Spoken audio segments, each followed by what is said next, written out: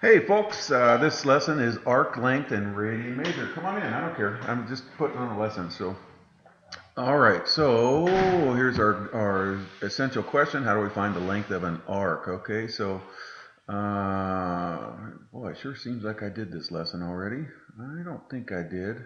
No, I didn't. Okay, sorry, thinking in my head here. An arc is a part of a circle that's between 2 points. So here's arc AB, and the measure of arc AB equals that 60 degrees right there. And so the arc length is the portion of the circumference of a circle. This is 60 degrees no matter how big the circle is. It's always going to be in a degree measure. So if I drew a circle around this, it would be called a concentric circle, and then another one would be another concentric circle.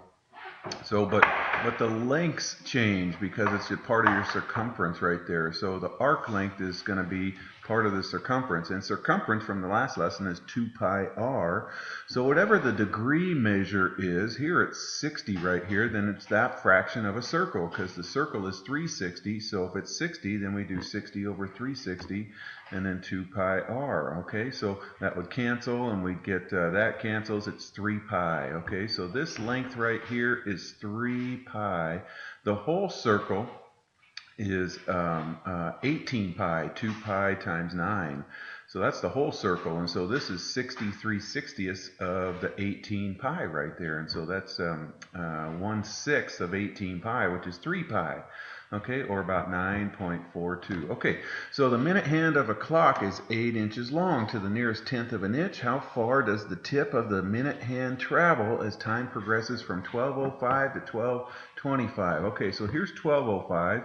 And then 1225 is going to be down here right there. Okay, so 360 all the way around, and then so there's 12 equal pieces in between here. Every 5 minutes is 1/12 of the whole circle. So if we take 360 and divide it by 12, then that means every 5 minutes is 30 degrees right there. Okay, so we're going to go from here down to here. So 30 plus 30 plus 30 plus 30, or 30 times 4 is going to be 120 degrees. So that's our angle measure. So we're going to do 120 over 360 times 2 pi r, and they said the radius is 8 inches right there. Okay, so now it's just reducing. So if we reduce it to, oh, it did say round it to the nearest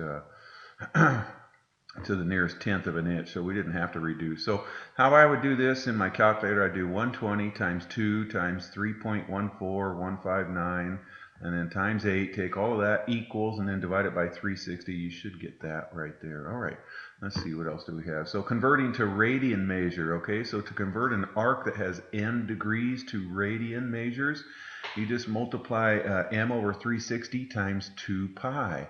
Okay, and if we were converting from radian, so this is the same as 2 pi over, whatever the m is, it's the same as doing m times 2 pi over 360.